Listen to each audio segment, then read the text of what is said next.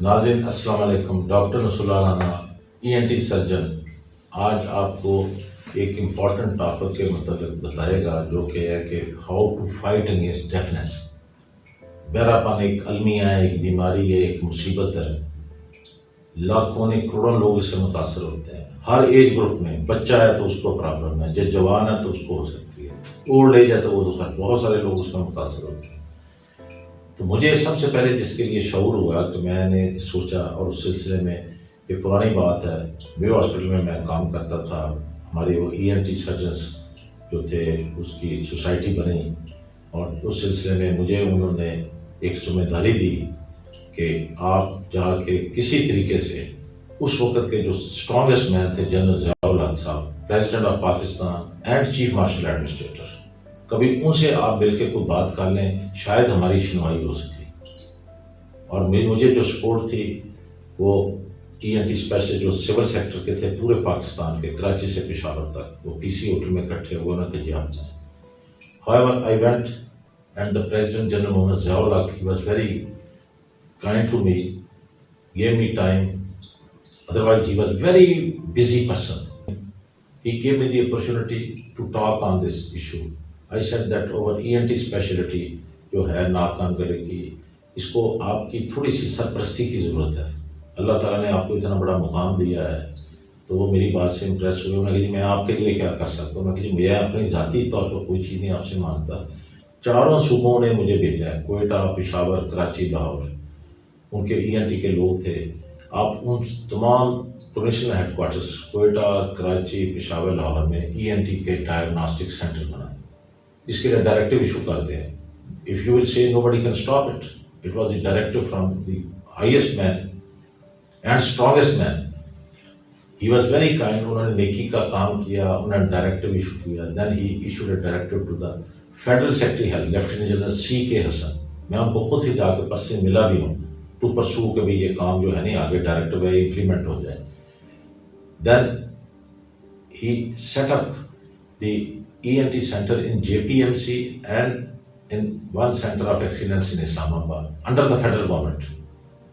یہ ایک سٹارٹ تھا جو بہراپن کے خلاف جہاد میں شروع ہوا۔ پھر آرڈیالوجسٹ کی پوسٹ آئی، میں میو میں اس وقت کام کرتا تھا۔ دیر واز نو آرڈیالوجسٹ، وہ ہمارے بہرے بورے کوئی چھوٹے موٹے ہاؤس سرجن، کوئی PN ٹائپ بندے بھی تھے، وہ نہ آرڈیالوجی کا روم بھی کوئی نہیں تھا اس وقت Mayo hospital, there was no special. وہ ہم کر کے ٹون ٹان کر کے گزارا کرتے تھے۔ ایک پراپر ENT کا ڈائگنوسٹک وہاں سینٹر بنا آؤٹ ڈور میں۔ Government of Punjab health department very kind to create a post of audiologist. اس کے لیے پھر وہاں پر ایک کہتے تھے ساؤنڈ پروف کمرہ بنا۔ پہلے ساؤنڈ پروف روم ہی کوئی نہیں ہوتا تھا، آپ اندازہ کریں کہ بیسک چیزیں نہیں تھیں۔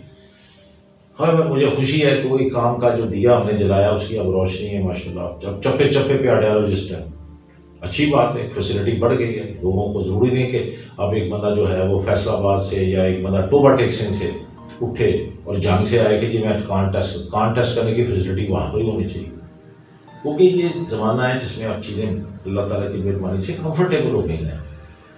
کوئی زمانے میں سفر بہت مشکل تھا، علاج بہت مشکل ہوتا تھا، TB کی دوائی کوئی نہیں تھی۔ یہ میں ایک اچھی باتیں کروں گا، قائد اعظم جو ہمارے فاؤنڈر تھے پاکستان کے، ان کی زندگی میں TB کی دوائی کوئی نہیں تھی۔ دوائی تو بعد میں مارکیٹ میں 50s میں آئی ہے۔ He died in 48۔ یہ چیزیں جو ہے نہیں میڈیکل میں آہستہ آہستہ، جیسے ہمارے لاہور میں پہلے کوئی بائی پاس سرجری نہیں ہوتی تھی۔ جب میں میو میں تھا، یہ جنرل جیلانی صاحب جو بیٹھے ہیں میرے ساتھ، یہ جب بیمار ہوئے، یہ آئے، he was very intelligent man, super intelligent man I have seen. He was governor of martial administrator of Punjab, very strong governor, having all the powers. He said, what is this? ٹھیک ہے، heart کے لیے hospital بنائے۔ وہ پھر Punjab institute of cardiology وہ بنا۔ Professor Shahryar صاحب کو موقع ملا، انہوں نے ایک سینٹر آف ایکسیلنس بنا دیا جہاں پر ہم ہر طرح کی فیسلٹی ہے۔ یہ کریڈٹ ان کو جاتا ہے، اور ساری جب تک وہ زندہ ہیں بعد میں بھی اللہ تعالیٰ ان کو اس کا ثواب دے گا۔ کتنے لوگ اب PIC میں فائدہ اٹھاتے ہیں، پہلے کوئی PIC نہیں تھا۔ یہ جنرل جیلانی صاحب کا جو بیمار ہونا، وہاں داخل ہونا، پھر آگے سے یہ ہمت والے تھے شہریار صاحب، انہوں نے بڑی انرجی سے اپنی جوانی لگائی ہے۔ یہ چیزیں ایک دن میں نہیں بنتی، اس طرح ENT کا جو تھا مجھے اللہ نے موقع دیا، میں نے ENT کے لیے top most men chief marshal administrator of Pakistan CMLA، ان کا جو سیکریٹریٹ کا نام ہی یہ تھا CMLA سیکریٹریٹ، وہاں سے جب وہ لیٹر ایشو ہوا پاکستان میں اللہ کی مہربانی سے ENT اسپیشلٹی کو پر لگ گئے جیسے کہتے ہیں، ہم بھی ماشاءاللہ انڈیا بنگلہ دیش کو، کہ میں نے پھر SAARC کی ENT کی کانفرنس جہاں کروائی، 3rd SAARC کی ENT کانفرنس PC ہوٹل میں single handedly I conducted, I organized, and the people came like this: Professor John J. Wright, the world president, who is representing the 190 countries of the world. وہ کہتے ہیں ہاتھی کے پاؤں میں سب کا پاؤں، جب وہ آ گئے اس کا مطلب پوری دنیا آ گئی۔ پھر وہ SAARC کا جو پریزیڈنٹ تھے وہ پروفیسر علاء الدین تھے، وہ ڈھاکہ سے آئے، he brought 40 doctors along with him۔ وہ ایک سما بن گیا۔ خالد مقبول صاحب گورنر پنجاب، اللہ تعالیٰ ان کو زندگی دے، اور وہ ویری کائنڈ، انہوں نے بڑے امپریس ہوئے۔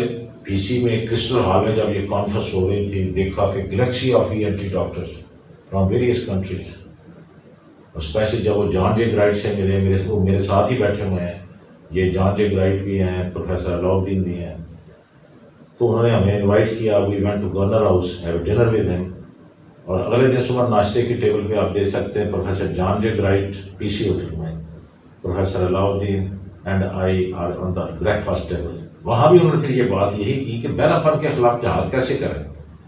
یہ جو خطہ ہے 2 ارب کی آبادی، یہ 7 جو ملک ہیں، 7 کے India, Pakistan, Bangladesh, Sri Lanka, almost 2 billion population, 1/3 population of the whole world is living in sea level. تو اس کے لیے پھر انہوں نے پلاننگ دی کہ سب سے پہلے لوگوں کو اویئرنیس دی جائے، کیمپ لگائیں، لوگوں کو لیکچرز ہوں، سیمینار ہوں کہ بہراپن سے بچیں۔ بہراپن سے بچنے کے لیے سب سے پہلے کہ میرج کاؤنسلنگ بیفور میرج، جن فیملیز میں آلریڈی گونگے بہرے بچے ہیں وہ ذرا ڈسٹنٹ میرجز کریں، سیلف میڈیکیشن سے بچیں، یہ کارڈینل ڈیورنگ دا پریگنینسی پہلے 3 مہینوں میں دوائیوں سے اوائڈ کریں۔ یہی پھر بعد جا کے جب ہم اور آگے گئے ہیں، I went to this New York میں ورلڈ ENT کانفرنس تھی، وہاں پروفیسر جینیفر ہے جو دنیا میں ایک نمبر 1 تھی for the ear problem surgeon.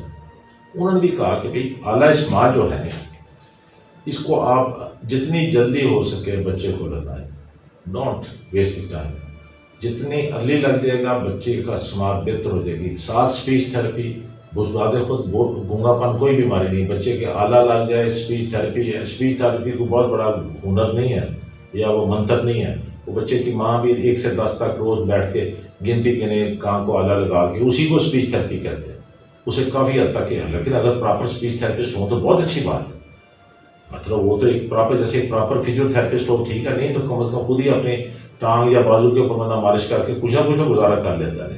اس طرح یہ اعلیٰ سماعت کے لیے professor Jennifer Derebery, who is the in charge of House clinic, which the best clinic of the ear disease in the world in Los Angeles, انہوں نے بھی اس آلے کے اوپر زور دیا کہ یہ بچپن میں، جوانی میں اور بڑھاپے میں ایک بہت مؤثر ویپن ہے۔ Thank you very much.